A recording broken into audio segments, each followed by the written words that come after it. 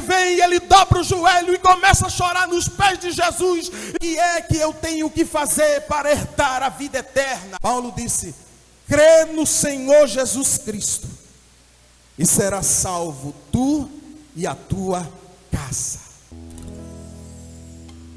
Reviver a lembrança dos irmãos e ver aqui uma igreja feliz, alegre, espiritual, sadia.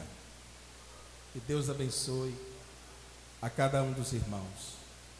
Sou muito grato a Deus e ao nosso pastor pela escala de nos permitir estar aqui participando deste culto, e com certeza vai ficar na nossa memória. Parabenizo a campanha aniversariante, campanha aniversariadora, a todas as irmãs, a toda a direção, a cada componente, pelo empenho. Eu sou testemunha de que vocês não são apenas presentes na festa, mas que estão sempre presentes, saindo ao campo, tanto no domingo como na segunda-feira, levando a palavra do Senhor, testemunhando das misericórdias de Deus. Que Deus recompense em nome de Jesus. Meus irmãos, queremos trazer uma reflexão da palavra de Deus no texto que está em Atos dos Apóstolos, escolhido pela campanha aniversariante, capítulo de número 16, o versículo de número 30 e 31.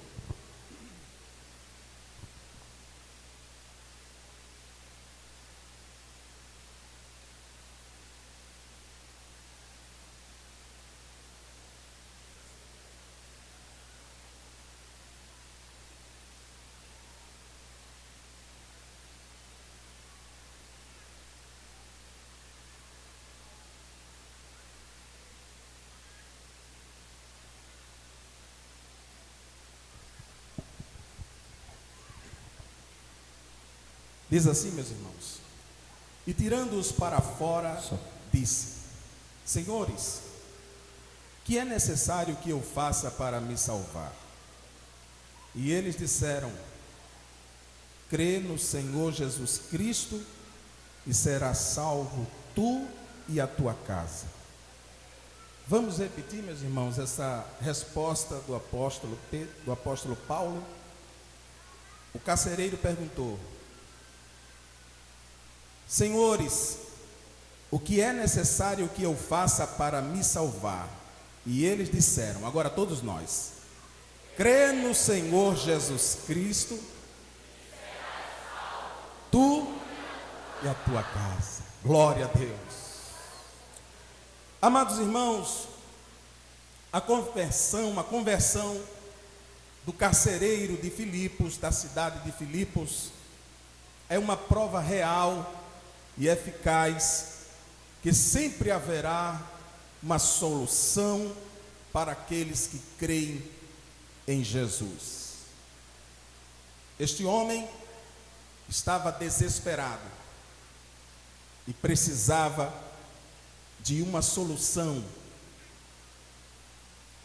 E quando eu estava meditando nessa passagem bíblica, eu pude lembrar que Jesus, ele veio ao mundo para salvar os perdidos e dar solução na vida de muitos que estavam desesperados.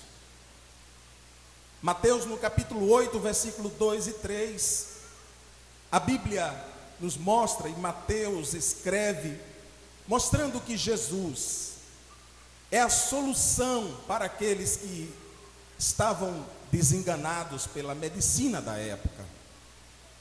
No capítulo 8, versículo 2 e 3, a Bíblia diz que: eis que veio um leproso e adorou, dizendo: Senhor, se quiseres, pode tornar-me limpo. E Jesus, estendendo a mão, tocou, dizendo: quero ser limpo. E logo ficou purificado da lepra. Aquele homem vivia às margens da sociedade, não poderia estar junto com as pessoas devido à sua enfermidade, que era uma enfermidade contagiosa, uma enfermidade cerimonialmente impura, e uma enfermidade mortal. Mas quando aquele homem descobre acerca de Jesus, ele vai a toda custa para encontrá-lo, porque ele sabia que Jesus era o único que poderia fazer algo por ele. Mateus mostra isso no seu livro, apenas separamos alguns exemplos. Mas em Lucas também, no capítulo 8, versículo 43 a 44, a Bíblia diz que uma mulher que tinha um fluxo de sangue, havia 12 anos, e gastara com muitos médicos todos os seus haveres, e por nenhum pudera ser curada. Chegando por detrás dele, tocou na orla do seu vestido, e logo estancou o seu fluxo de sangue. Aquela mulher também era uma mulher desenganada pela medicina, e tinha o mesmo quadro que o leproso. Não poderia estar em contato com seus familiares, com amigos, deveria estar reclusa. E a sua enfermidade a maltratava, e ela aos poucos ia definhando. Aquela mulher investe pesado para alcançar a cura, mas não alcança. Mas ela coloca um propósito no seu coração, de ir até a presença de Jesus. E mesmo enfrentando dificuldades, ela propõe no seu coração de pelo menos tocar nas orlas de sua veste, nas vestes de Jesus. E quando ela toca nas vestes de Jesus, ela percebe que aquele mal já não tinha mais influência sobre a sua vida, e ela é curada, porque Jesus tornou-se a solução para a vida daquela mulher. E quando nós vamos olhando para a palavra de Deus, nós vamos encontrar Jesus como sendo a solução para os oprimidos também do diabo. Em Mateus capítulo 8, versículo 16, a Bíblia diz que chegada a tarde, trouxeram-lhe muitos endemoniados, e ele com a sua palavra expulsou deles os espíritos e curou todos os que estavam enfermos. Mateus no capítulo 12, o versículo de número 22, a Bíblia diz: trouxeram-lhe então um endemoniado, cego e mudo, e de tal modo o curou, que o cego e o mudo falava e ouvia. Glória a Deus. Este é o Deus que nós servimos. Sempre haverá uma saída, uma solução para a alma que busca a Jesus. Lucas também ainda se refere a Jesus como uma solução para a morte. No capítulo 7, o versículo 11 e 15, a Bíblia diz que aconteceu no dia seguinte, ele foi a uma cidade chamada Naim, e com ele muitos dos seus discípulos e uma grande multidão. E quando chegou perto da porta da cidade, eis que levavam um defunto, filho único de sua mãe, que era viúva, e com ela ia uma grande multidão da cidade. E vendo-a o Senhor, moveu-se de íntima compaixão por ela. E Jesus se aproximando, a Bíblia diz, e disse-lhe: não chores. Aleluia. E chegando-se, tocou o esquife, e os que levavam pararam, e disse: jovem, a ti te digo, levanta-te. E o defunto assentou-se e começou a falar, e entregou a sua mãe. Aleluia. Cada autor da Bíblia Sagrada, ao escrever sobre Jesus, deixa claro o poder de Jesus, o poder sobre as enfermidades, o poder sobre os oprimidos do diabo, o poder sobre a morte. João também, quando escreve o seu livro, no capítulo 11, o versículo 21 a 26, João também faz questão de mostrar que Jesus era a solução para a morte, pois em Jesus estava a vida, está a vida. No versículo 21 do capítulo 11, ele disse, pois, Marta a Jesus: Senhor, se tu estivesses aqui, meu irmão não teria morrido. Mas também agora sei que tudo quanto pedirdes a Deus, Deus te concederá. Disse-lhe Jesus: teu irmão há de ressuscitar. Disse-lhe Marta: eu sei que há de ressuscitar na ressurreição do último dia. Disse-lhe Jesus: eu sou a ressurreição e a vida. Quem crê em mim, ainda que esteja morto, viverá. Aleluia. E todo aquele que vive e crê em mim, nunca morrerá. Aleluia. E Jesus conclui dizendo: crês tu isto? Aleluia. Cada um descrevia o poder de Jesus e como Jesus era capaz de trazer solução para a vida daqueles que estavam enfrentando as dificuldades. Mas agora, em Atos dos Apóstolos, o carcereiro estava enfrentando dificuldade. A Bíblia nos ensina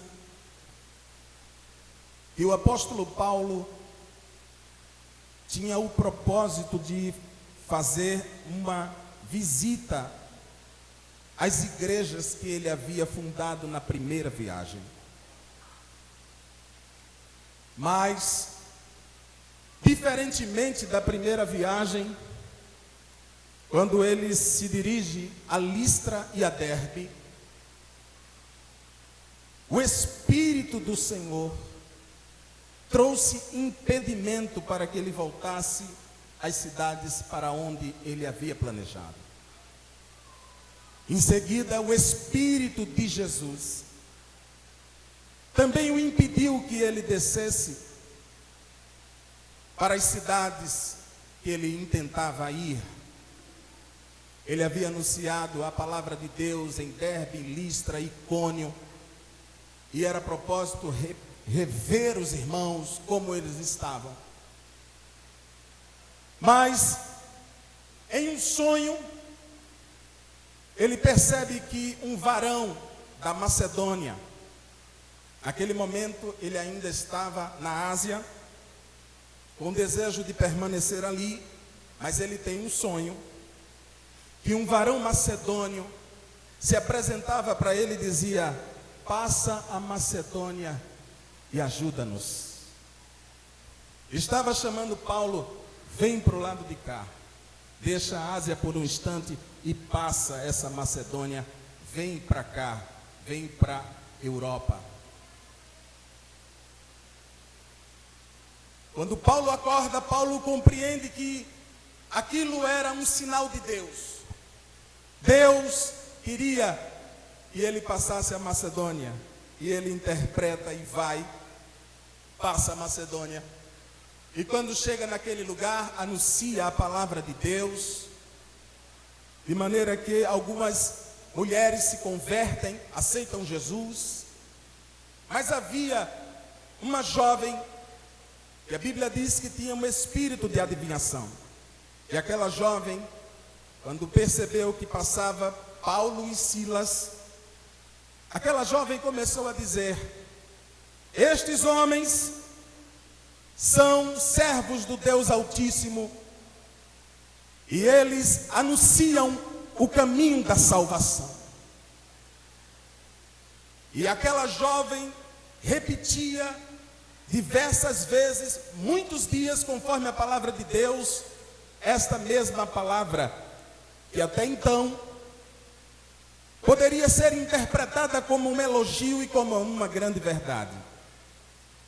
Mas Paulo, que tinha intimidade com Cristo e que estava a serviço da obra de Deus, compreendeu que aquela iluminação, que aquelas palavras não eram palavras provenientes do Deus ao qual ele servia, mas eram palavras provenientes de um espírito maligno que estava sobre aquela jovem e que tinha por interesse de persuadir aqueles que estavam anunciando a palavra de Deus. E quando Paulo percebe, a Bíblia diz que Paulo repreende o espírito que estava sobre aquela jovem, e aquele espírito de adivinhação vai embora, e aquela jovem fica não mais tendo adivinhações.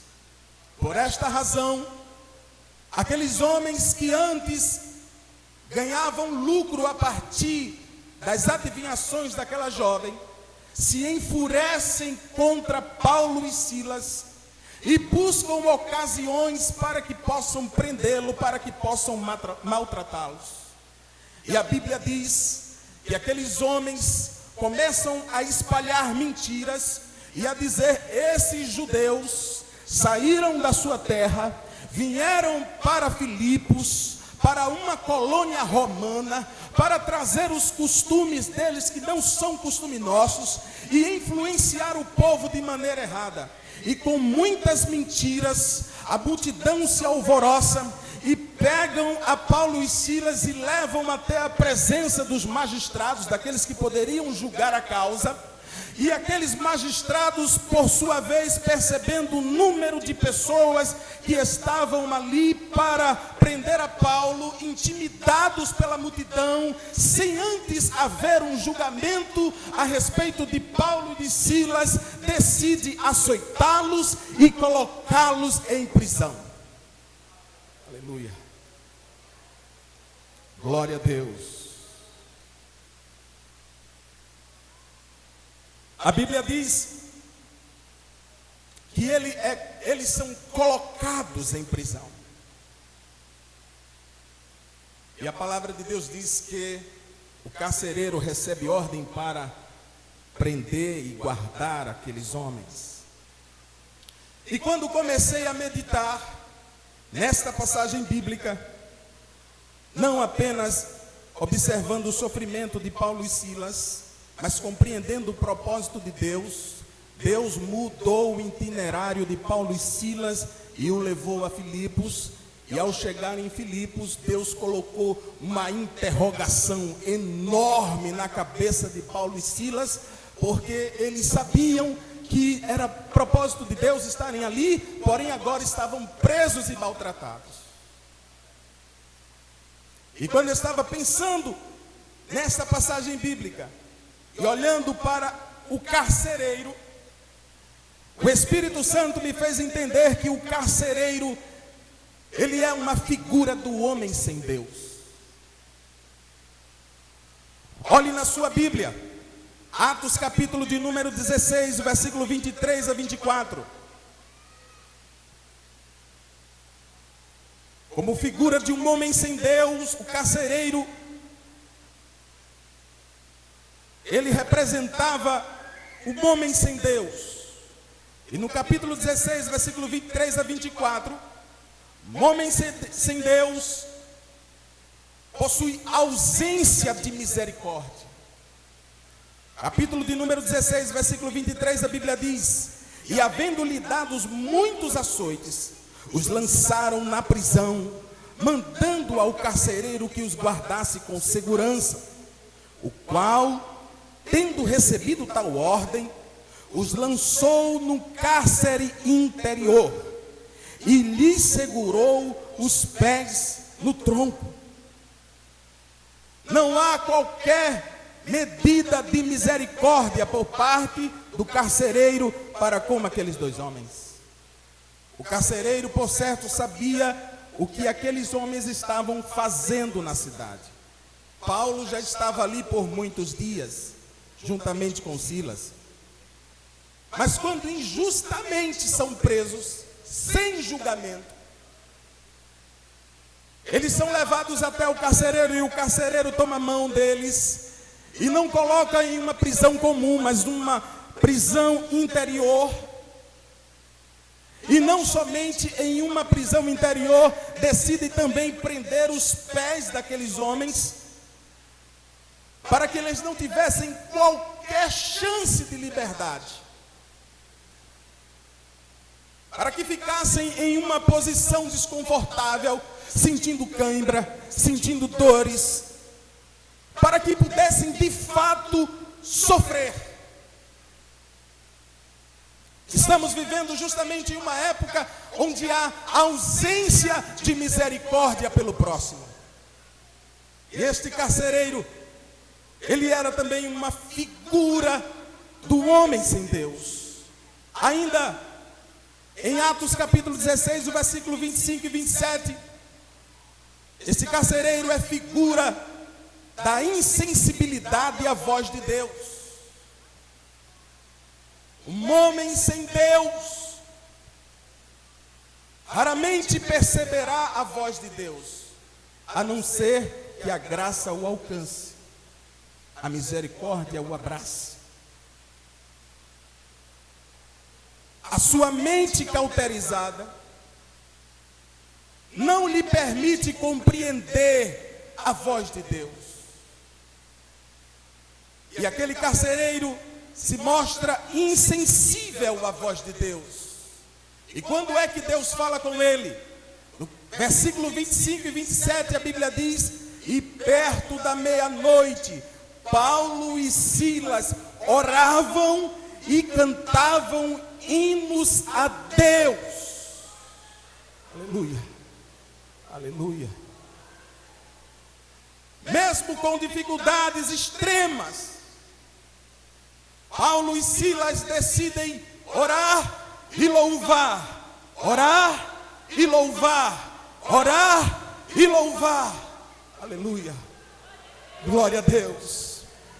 Aí a tua Bíblia e a minha Bíblia diz que perto da meia-noite, enquanto eles oravam e cantavam, os outros presos não estavam dormindo, os outros presos estavam ouvindo, os outros presos estavam atentos à oração e ao louvor que saía da boca de Paulo e de Silas. Alguns dias atrás se poderia ouvir naquela prisão lamento, tristeza, choro, mas agora, com a presença daqueles dois homens de Deus, algo diferente acontece e chama a atenção dos presos.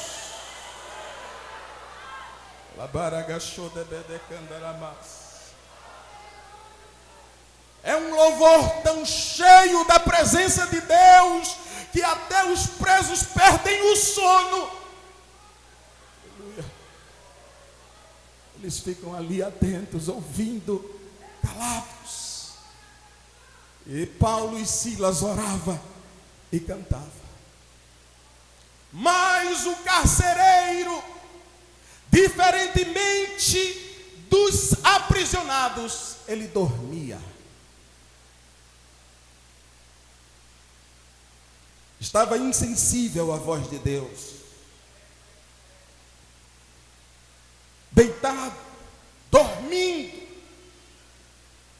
A Bíblia diz que ele estava dormindo, enquanto que os presos Paulo e Silas oravam e cantavam.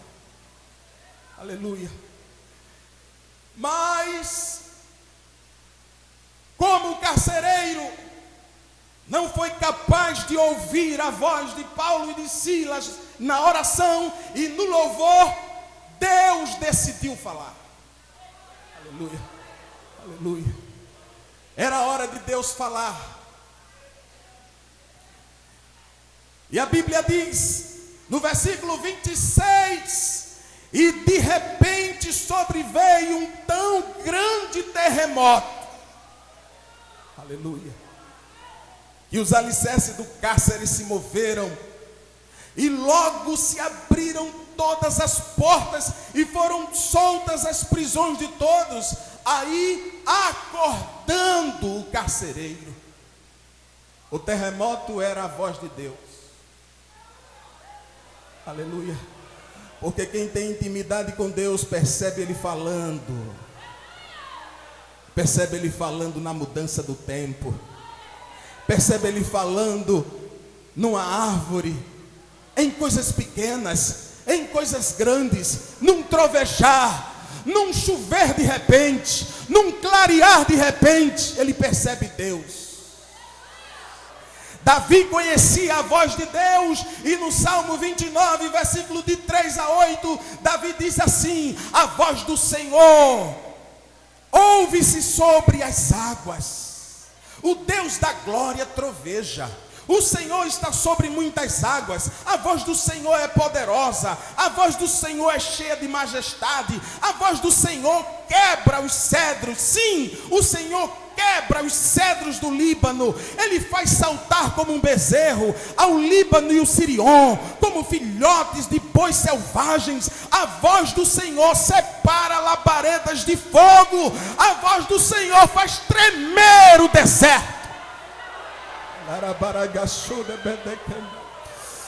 Aleluia, aleluia. As suas experiências de vida lhe ensinaram que Deus fala, Ele fala e a terra treme. Glória a Deus, aleluia. Quando o cárcere treme, o carcereiro acorda. E a gente percebe o desespero do carcereiro. A Bíblia diz no versículo 27: e acordando o carcereiro e vendo abertas as portas da prisão, tirou a espada e quis matar-se, cuidando que os presos já tinham fugido. Esta é uma figura da desesperança da vida diante das dificuldades. É natural aqueles que não têm esperança darem cabo das suas próprias vidas, cometerem suicídio, se entregarem ao vício, se entregarem às drogas.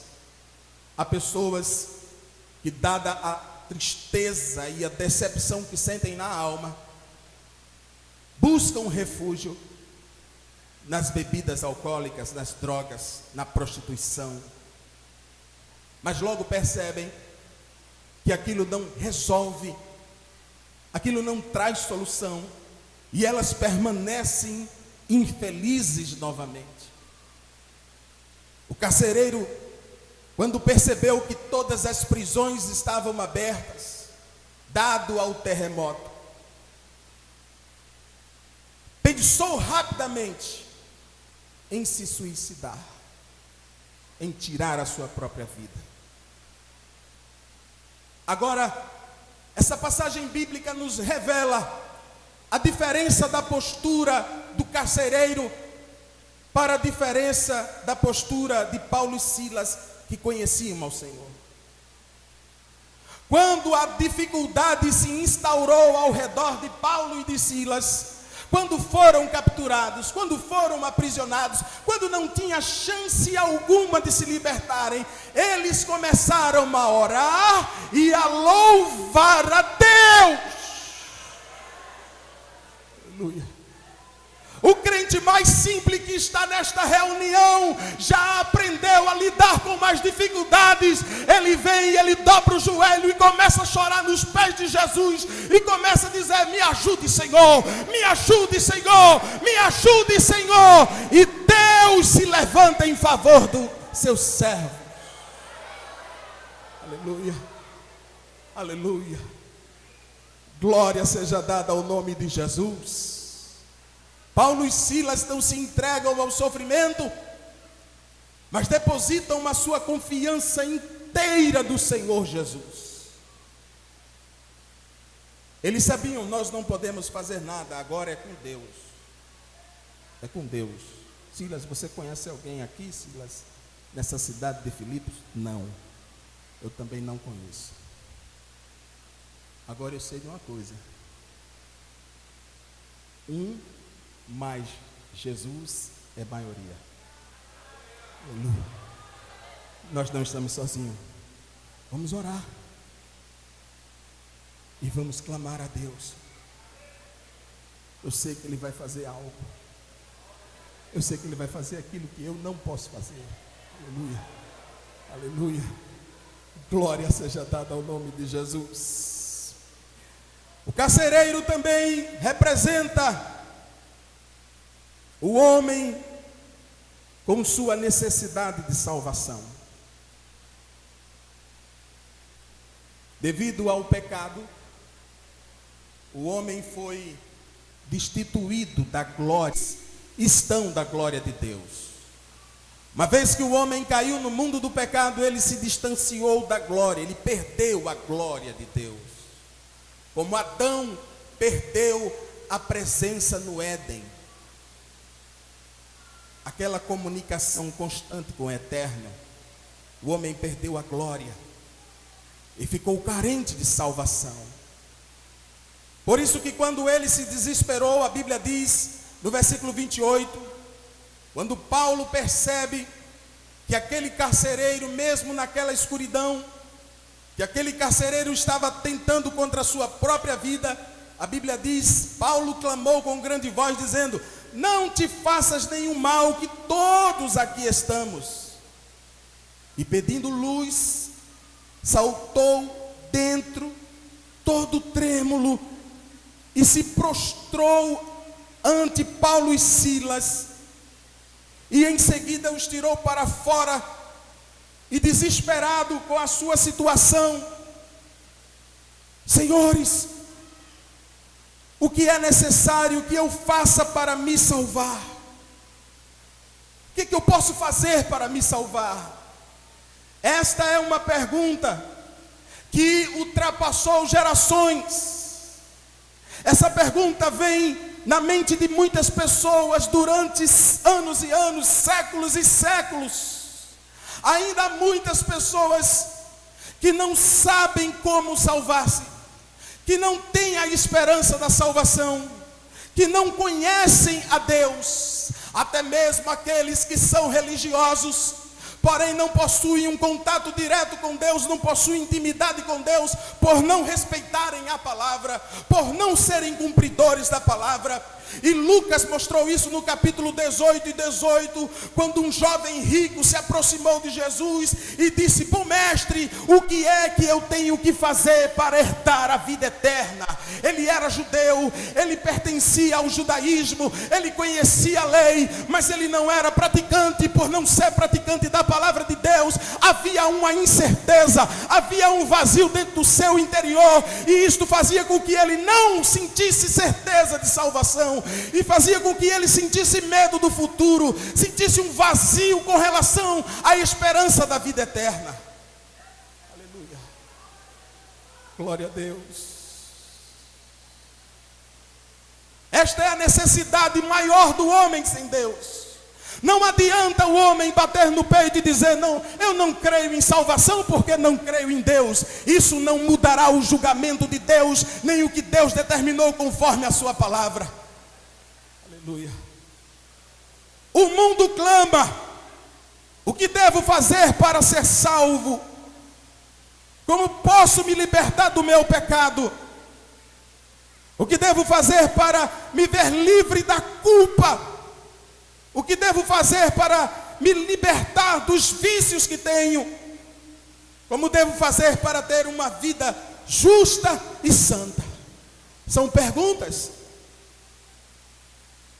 Em muitas oportunidades, evangelizando, ouvi pessoas dizendo assim: irmão, um dia eu chego lá, agora não dá não, porque eu não consigo deixar algumas coisas que eu preciso deixar, e eu não sei como deixar no momento, porque estavam aprisionadas às práticas do pecado.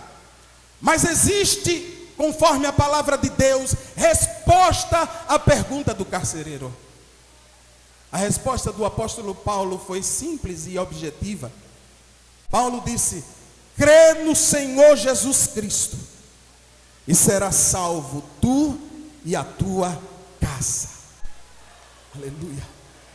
A salvação inicia a sua operação pelo crer. Pelo crer. João capítulo de número 3, versículo 16 a 18, texto áureo da Bíblia. A Bíblia diz: porque Deus amou o mundo de tal maneira que deu o seu Filho unigênito, para todo aquele que nele crê não morra, mas tenha a vida eterna. Aleluia, aleluia. Quem crer no Senhor Jesus Cristo não provará da morte eterna. Palavras de Jesus. Porque Deus enviou o seu Filho ao mundo, não para que condenasse o mundo, mas para que o mundo fosse salvo por ele. Quem crer nele não é condenado, mas quem não crê já está condenado, porquanto não crê no nome do unigênito Filho de Deus. Aleluia. Meu caro ouvinte, é crer, é confiar, crer que o Senhor Jesus Cristo é aquele que salva, é aquele que transforma. Essa crença em Jesus não deve ser uma crença sem base, uma crença baseada em filmes. Ela deve ser uma crença baseada na palavra e na experiência. Palavra e experiência. Aleluia. Se você crer na palavra de Deus, você perceberá que Deus irá interagir com você. Quando Paulo disse ao carcereiro: crê no Senhor Jesus Cristo e serás salvo tu e a tua casa. Mas a Bíblia diz que em seguida, no versículo 32, a Bíblia diz: e lhes pregavam a palavra do Senhor. Aleluia, aleluia. Ele precisava de base, ele precisava de palavra, de Bíblia. Ele precisava das Escrituras. Ele precisava ouvir o que Jesus fez, como ele foi solução na vida dos desesperados, na vida dos pecadores, na vida dos oprimidos pelo diabo, na vida daqueles que estavam desenganados, na vida daqueles que pensavam em tirar a sua própria vida. Ele ouve da boca daqueles missionários a palavra de Deus. E todos os que estavam em sua casa. E quando ele escuta aquela palavra, ele decide: não, vocês têm que vir para dentro da minha casa, venham para cá. Aleluia. E tomando-os ele consigo naquela mesma hora da noite, creio que depois da meia-noite, eles louvavam perto da meia-noite, quando houve o terremoto, já tarde, o carcereiro tinha essa autoridade, disse: vocês dois vão para minha casa. Vocês vão para lá. E quando chegou lá, lavou as costas dele. Jesus cuida. Aleluia. Aleluia. Aleluia. Aquele que antes estava com a chave da prisão, que cerrou os pés de Paulo e Silas nos troncos, e que estava insensível, viu Deus falando pelo terremoto. Aleluia. Viu o que Deus estava operando no meio daqueles homens. E percebeu claramente que quando Deus fala, o cárcere se abala, as cadeias se partem, as portas da prisão se abrem. Aleluia. E o carcereiro se acorda quando Deus fala. Quando ele fala, algo acontece. Aleluia. Ele levou para sua casa, e ao chegar na sua casa, lavou as costas daquele homem, e logo foi batizado, ele e todos os seus. Aleluia. Ficou claro para Paulo que Deus tinha um plano para a família daquele carcereiro. Deus tinha solução. Deus se importa com mais de 7 bilhões de habitantes. Mas se fosse para vir ao mundo, para morrer só por você, Ele faria tudo de novo. Porque Ele te ama. Porque Ele tem plano de salvar. E Ele dá jeito na tua história. Ele dá jeito na tua vida. Confia. Às vezes é necessário Ele trazer um terremoto, né? Mas o terremoto de Deus não bagunça nada não. Bota tudo no lugar. Não te preocupa não. Você que se voltou hoje, você que aceitou hoje, se Deus fizer um terremoto dentro da tua casa, não te preocupa não. É botando as coisas no lugar. Eu sei que muitas vidas aqui já entregaram a sua vida para Jesus. Mas pode haver alguém que ainda não entregou a sua vida para Jesus. Aonde está mais uma vida para Jesus? A 13ª, não é assim? A 13ª vida. Você deseja vir a Cristo? Se você deseja, vem. Talvez você passou o culto aí pensando, talvez você já foi crente,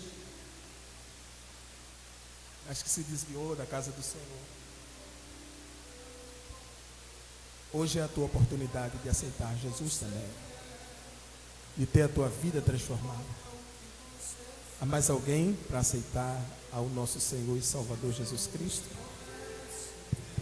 Ele tem uma solução para a tua vida.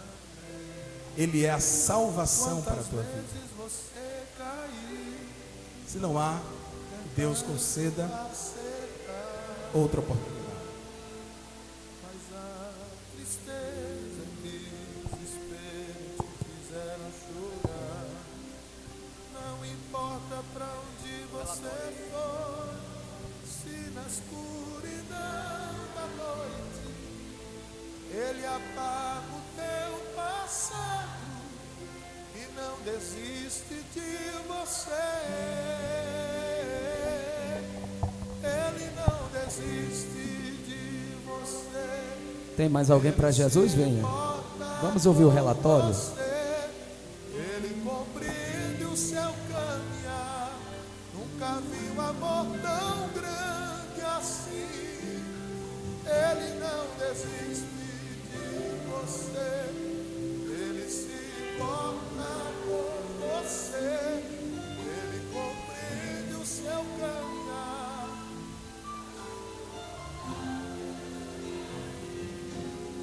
Ele não desiste.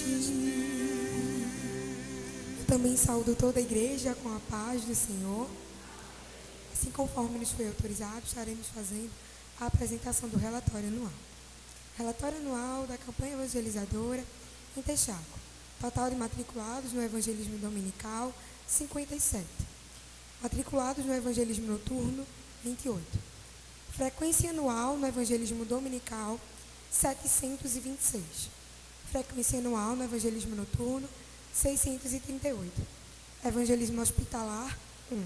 Evangelismo em massa, 2. Culto relâmpago, 7. Visita aos enfermos, 85. Visita aos desviados, 4. Visita aos desanimados na fé, 7. Visita aos novos convertidos, 3. Visita aos componentes ausentes, 10. Evangelismo pessoal, 184. Literaturas entregue, 8.722. Almas convertidas no templo, 9. Almas convertidas no evangelismo, 9. Total de almas, 18. Ao produzir esse relatório, eu pensava comigo mesma, não posso apenas fazer a apresentação do simples relatório. Eu tenho que ao menos deixar um versículo para a meditação da campanha. E eu deixarei aqui em Colossenses, capítulo 3, e o versículo 23 e 24.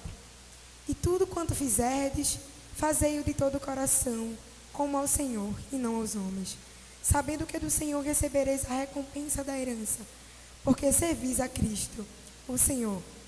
Por volta de, eu prometo ser breve, mas por volta de 6 a 7 anos de idade, ainda criança, eu lembro que num culto de oração para a mocidade, eu senti o grande desejo de entrar na campanha evangelizadora, ainda criança.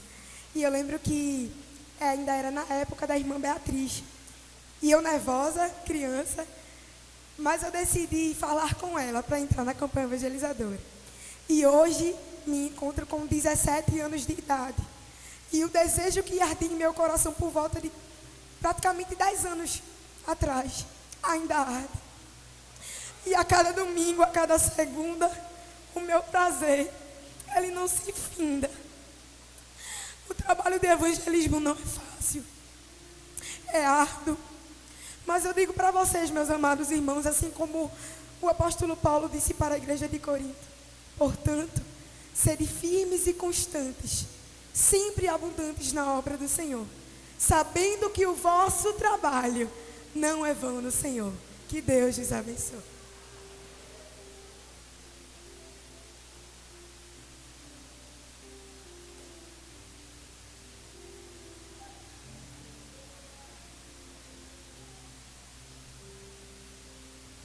A paz do Senhor, meus irmãos.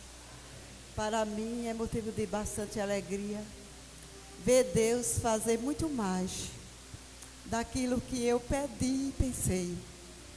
Deus, Ele sempre supera aquilo que nós pedimos a Ele. Para a nossa meditação, fica no livro de Romanos, capítulo 11, versículo 36, que diz: porque dele, por ele e para ele são todas as coisas. Glória, pois, a ele, eternamente. Amém. Sabemos que tudo foi Deus que fez. Nada foi nós, mas Deus, Ele estendeu as suas mãos e fez grandes coisas por nós. Neste momento eu quero agradecer a confiança do nosso pastor Simas Dias, de ter nos colocado na direção dessa campanha. Louvo a Deus pela vida do pastor Simas Dias e da sua família. Agradeço também pelo evangelista Luiz Carlos, que também nos ajudou bastante aqui na congregação em Texaco e está hoje aqui conosco. E a sua esposa Gisele, receba também a nossa gratidão. Ao evangelista Elivaldo Lisboa, sua esposa, que sempre tem também nos ajudado. A nossa gratidão ao nosso presbítero Antônio Carlos. Foi uma semana que eu aperriei bastante ele. Mas em nenhum momento, quando eu falei com ele, ele sempre estava atendendo as nossas ligações. Eles podem atender? Ele dizia, pode. Receba também a minha gratidão, irmã Laodiceia, a gratidão de toda a campanha evangelizadora. Eles têm nos ajudado aqui na obra do Senhor. Quero agradecer a campanha. Foi vocês que me deram as mãos. O que aconteceu hoje, o que Deus fez. Tudo que Deus fez, foi vocês que me deram a mão. Quando eu convidei-os para aquela consagração e vocês me deram a mão e vieram. Nos domingos aqui de 5 horas da manhã, vocês chegavam de 5h30 para nós orarmos a Deus. Eu louvo a Deus pela vida de cada um. Para a vossa meditação, o livro de Coríntios, capítulo 15, versículo 58, que já foi citado aqui. Portanto, meus amados irmãos, sede firmes, constantes, sempre abundantes na obra do Senhor, sabendo que o vosso trabalho não é vão no Senhor. Eu quero agradecer a minha vice-dirigente, a secretária, a vice-dirigente Daniela, a secretária Renata, a vice-secretária Verona. Elas superam todas as expectativas, porque Deus está na frente, Deus está na vida de vocês. Vocês não atendem um chamado do homem, vocês atendem o chamado do mestre. E é por isso que as expectativas são superadas, porque é o chamado do mestre que vocês atendem. Deus apenas usou o homem para falar com vocês, mas vocês estão atendendo o chamado do Mestre. Minha gratidão por tudo que fizeram. Continue assim na obra do Senhor. Eu quero agradecer a todos que contribuíram para a realização dessa obra. A minha gratidão também vai para todas as dirigentes de ciclo de oração, irmãos. Esse trabalho de evangelismo é muito espinhoso, mas nós sabemos que essas mulheres, elas apresentam esse trabalho, as orações. Está aqui a irmã Aurinete, a irmã Edivânia. Eu não sei que se a irmã Maria se encontra. A dirigente também do ciclo de oração, a irmã Damares. Não sei se puderam chegar até aqui hoje, mas recebam a minha gratidão, porque eu sei que vocês oram por nós para que esse trabalho seja realizado. Eu quero agradecer, irmãos, ao grupo da campanha que está no anonimato. Essa campanha tem um grupo de irmãs que Deus sabe quem é.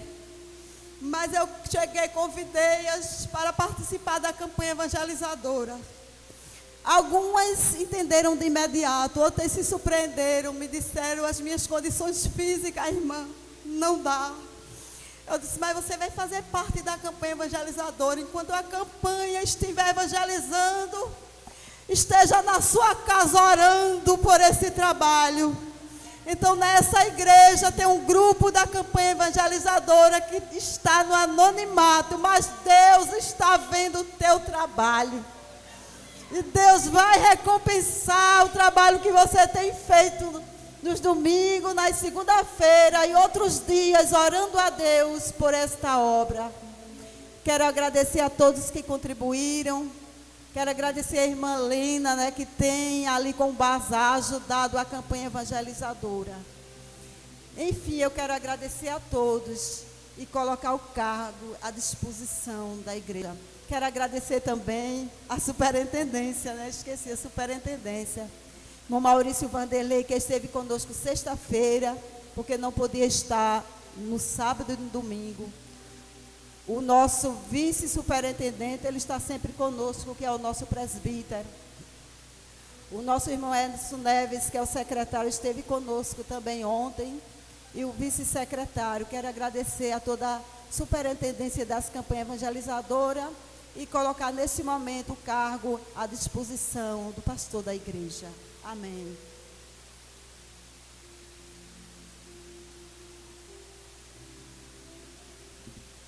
Glória a Deus. Quantos estão felizes nesta noite? Digam amém. Meus irmãos, em nome do pastor da igreja e da supervisão, a irmã Marta e a direção vão continuar até quando o pastor autorizar. Amém, irmãos? Nosso evangelista pede para fazer os avisos. Coral Brilho Celeste parabeniza o jovem Alain. Cadê Alain? Alain está aniversariando. Fica em pé, Alain, para a gente saber onde é que vai ter bolo. Ali na casa de Alain, está aniversariando. Muito bem, o ciclo de oração infantil também parabeniza as crianças Amanda e Sara Sofia. Amanda e Sara Sofia, olha, vai ter bolo lá também. Deixa para a sua meditação Salmo 91.